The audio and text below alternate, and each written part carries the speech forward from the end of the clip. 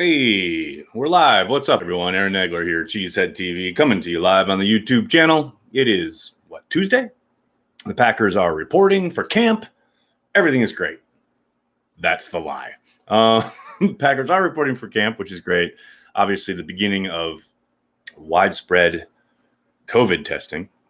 And we've already seen a parade of names come across our Twitter feeds, both last night and this morning, about NFL players opting out of the 2020 season due to COVID-19 fears. No Packers as of yet. When I went live at 10:02 a.m., a lot of ball game left. We'll see what happens with the Packers if anyone opts out probably over the course of the next 24 hours, I would say. Maybe while I'm live, who knows? But the Packers will spend the next 2 days with robust COVID-19 testing and then a day off and then another day of testing. So that's what is in store at quote-unquote training camp, at least early on here. Morning to everybody in the comments section. Good to see everyone. Maybe dragging a little bit today. You may notice that since, yes, I'm glad you asked. I did stay up all night to watch the Brewers win it in the 11th. Man, I'm tired. Hope you guys are doing well. Daniel, how much do you buy the Griffin rumors? Is it just his agent creating smoke? Daniel, that would be my first hunch, yes. Find it interesting that the Packers did make that call, though. I love the idea of getting him in the green and gold, having that 4-man rotation, rushing the passer. I got a lot of people yesterday talking about how well he doesn't fit the bill as far as being an interior guy. And strictly speaking, that is true. He's definitely an edge rusher, but I do think Mike Pettin could get creative. I do wonder about Gary and his development. Got to make sure he gets on the field, but it would be a lot of fun. Now you got to get him in obvious passing situations. Most likely, Griffin's play against the run took a dip last year. There's no doubt about that. So you're inviting more problems against the run, maybe. I don't know if I'm wild about that idea, but I do love the idea of lining him up with Gary, with the Smiths, and getting after the QB. That is fun stuff. ATH_TR. Thanks for the super chat. Finally caught a live. Keep going hard for us, Aaron. Tony E. What's up, Tony?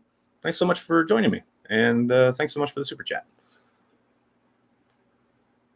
James, thanks for the super chat. Pat's opt-outs. Operation Tank for Trevor is a go. Darth Hoodie strikes again. I mean, if you were going to get paid $150,000 not to spend a year playing for Bill Belichick after Tom Brady and Gronk have left, would you do it? Because I would. I mean, I understand the idea of tanking, and sure, why not? But I think it's much more about I can get a year off, make $150,000. Okay, sounds good. I'm out. I mean, realistically, I don't believe that. I do believe that these guys are very much committed to their families, have health concerns, if not personally, then amongst their family. I am kidding. For the internet, which never seems to understand that kind of thing.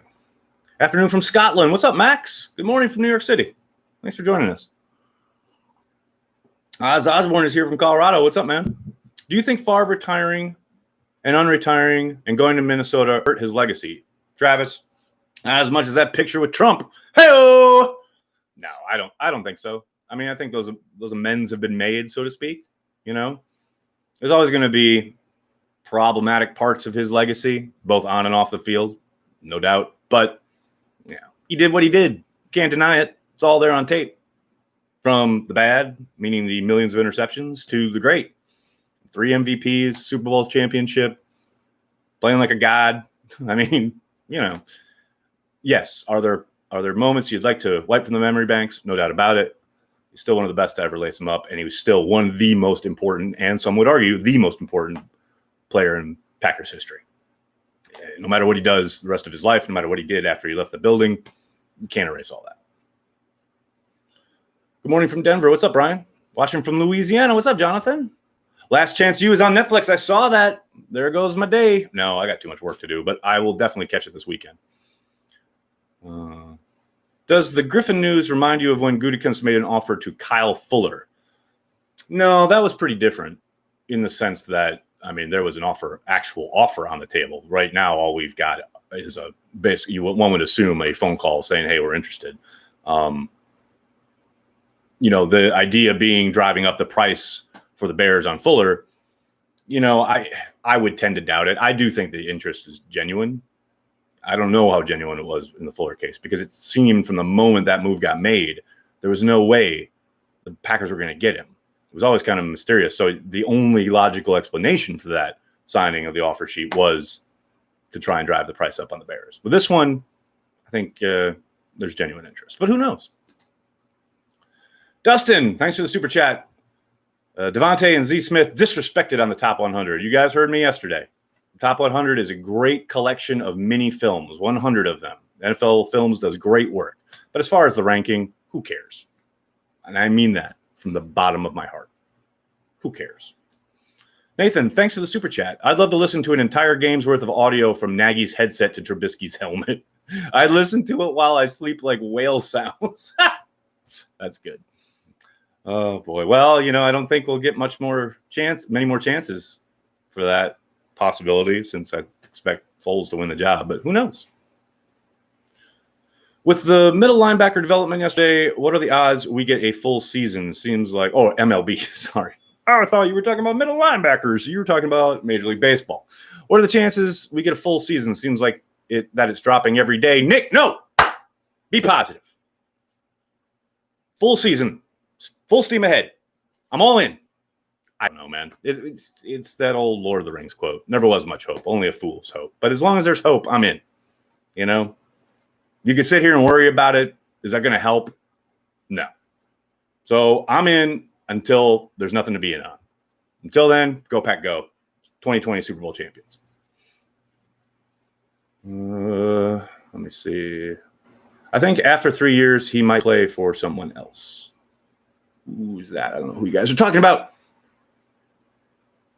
Okay, but seriously, when is your top 100 list coming out? There you go, baby. Cheesehead TV, top 100 Packers right now. How fun would that be?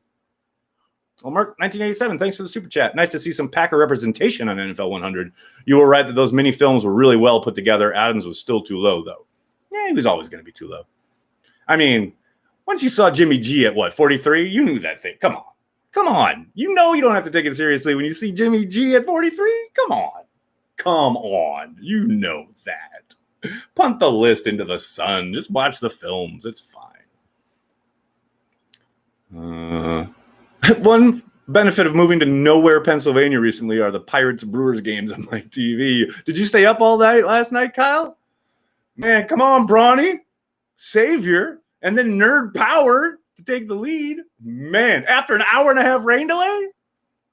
Love it. Love it. I ran viral trying to start some stuff here. Not today, Satan. Not going to happen.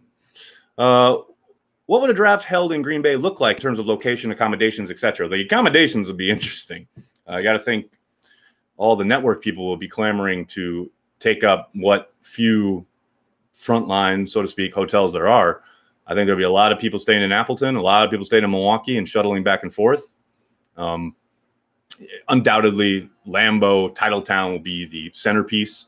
I think they'll try and spread the festivities out throughout the entirety of the city. I do think they're going to, and Murphy mentioned this in his availability with the press during the shareholders meeting last week. You got to remember, this is for 2024. Titletown is going to look very different then than it does now. There's going to be a lot more development. They have lots of things in the works, so to speak, that we don't know about. So I do think it will be more robust. There'll be more to do. There'll be a lot of, and there's stuff to do now, but there'll be a lot more as far as they're pushing out towards 41, etc. I still wonder, though, you look at the crowds that they drew in Tennessee, in Philadelphia, like 200,000+ people. Hope Corey Banky's got a lock on his gate. That's all I want to say. The NFL reporters can stay at my aunt's house. Well, that's lovely of you, Joey. Billy Turner, right tackle anyone? It's a possibility. I spoke with Matt Schneidman for my latest podcast, which you can get on our Patreon page.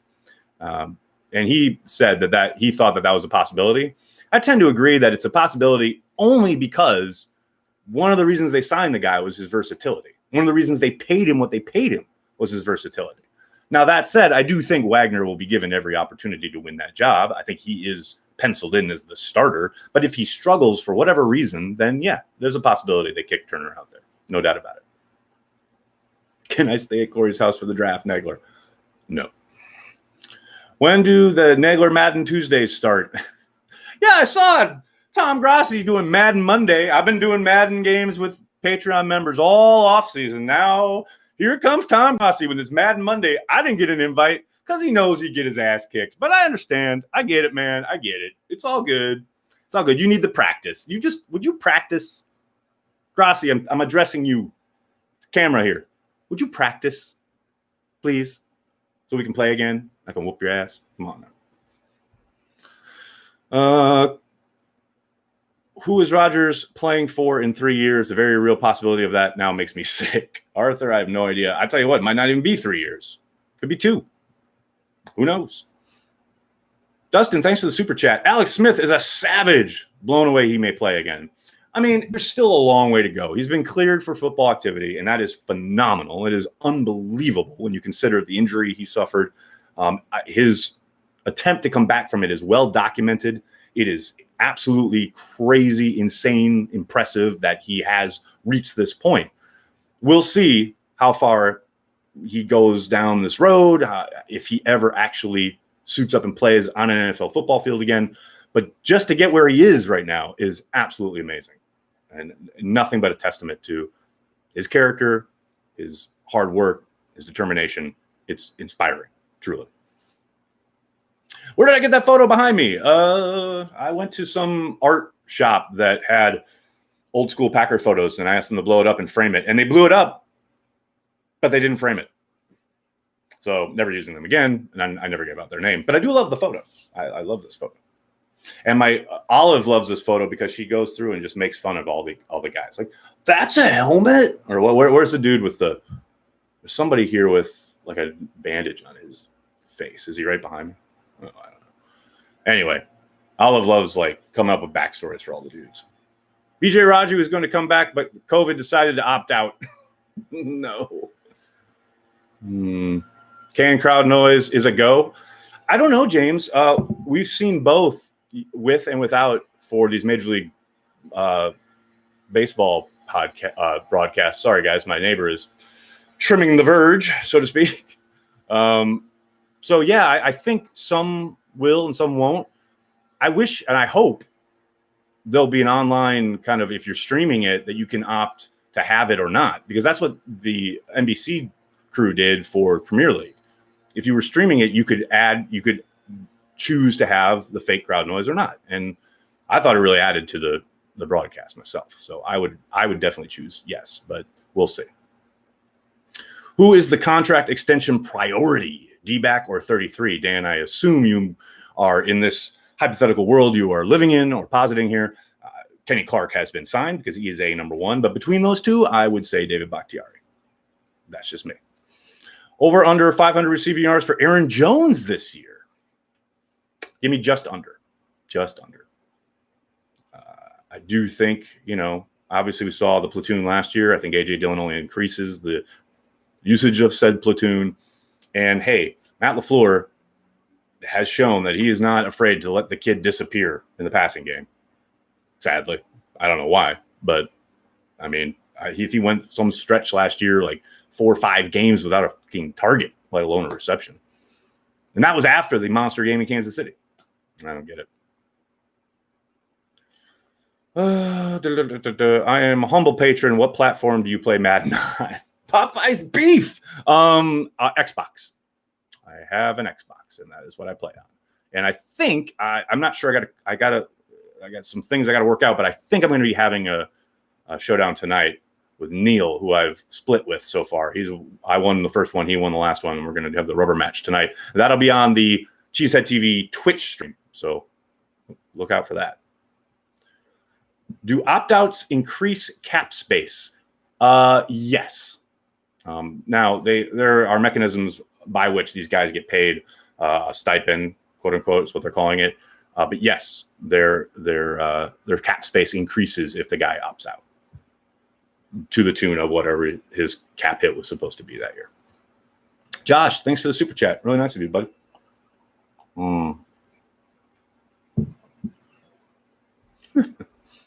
Is there a possibility that Williams gets extended and Jones released? Woo. I mean, I guess in a world of never say never, if for whatever reason Jones is asking for the moon, maybe. But if you're talking about an outright release, are you talking about before the season starts? No chance. But you mean let him walk in free agency? 0.7% chance? How's that?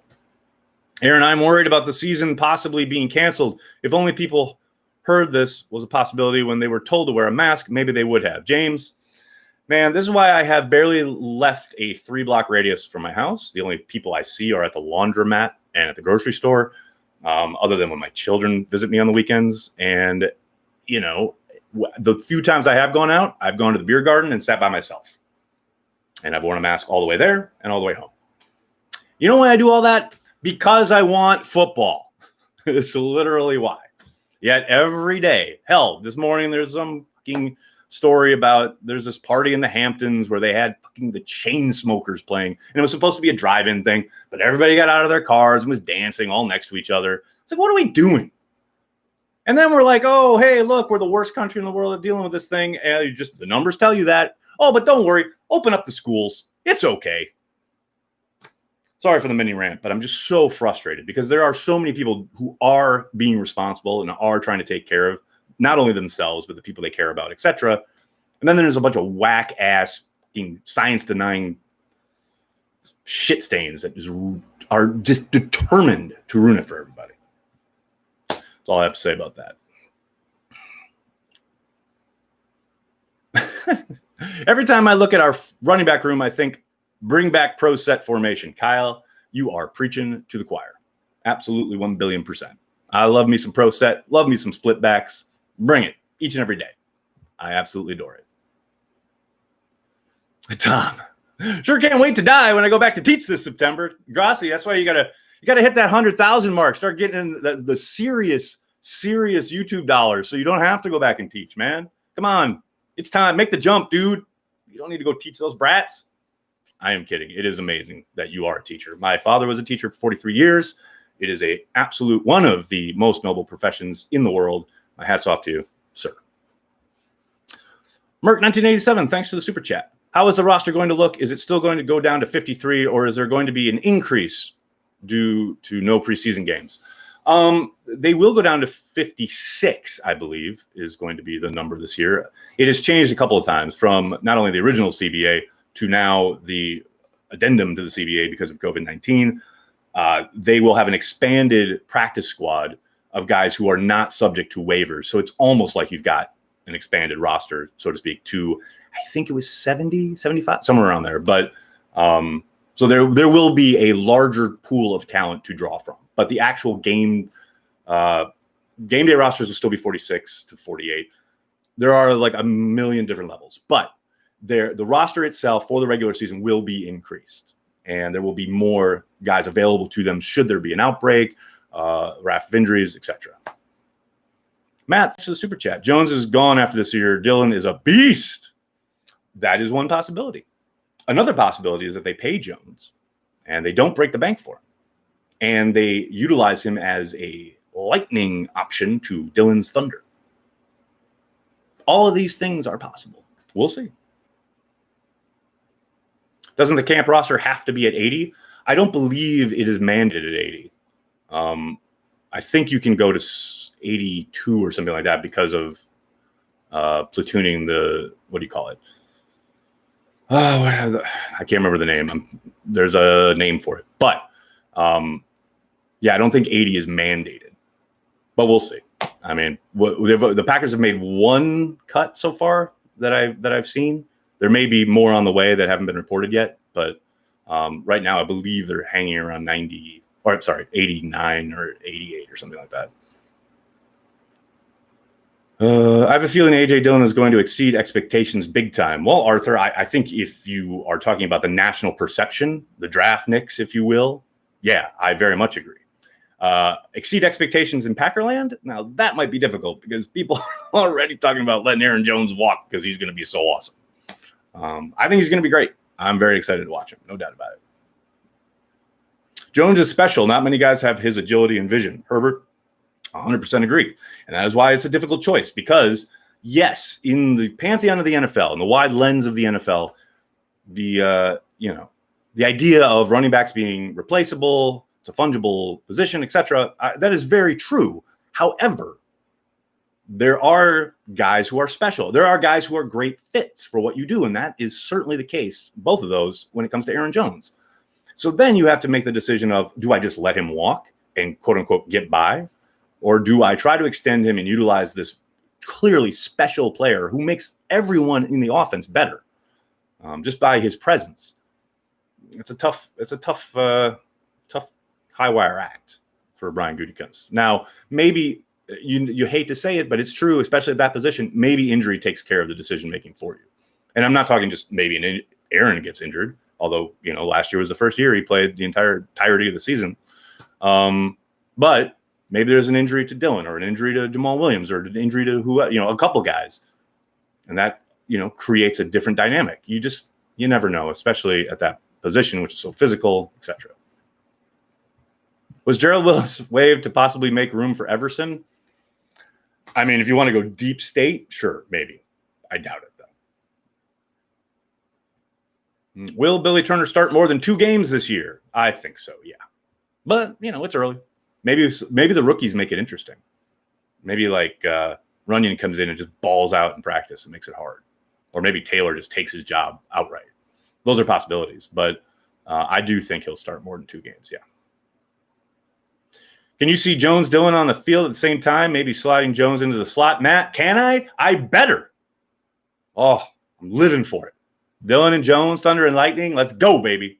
I'm all in on all of that. All right, I got to go. Thank you so much, everybody. Thanks for hanging out. Thanks for making Cheesehead TV part of your daily Packers routine. Here every day, Monday through Friday at 10 a.m. Eastern. Please hit like on the video, subscribe to the channel. And if you really want to support what we do at Cheesehead TV, please consider giving us $5 a month on our Patreon account, patreon.com/cheeseheadtv. My podcast is exclusively there. I take on patrons in Madden all the time. It's a lot of fun. I got another fun piece of content, weekly content coming down the pipe once the season begins, or probably once you guys get on the practice field. It's going to be a lot of fun over on the Patreon account. $5 a month. It supports not only what we do here video-wise, but also the website, social, everything we do. Thank you so much, everybody. Have a great day. Keep it at Cheesehead TV for all the latest on the green and gold. Have a great day. Go Pack Go.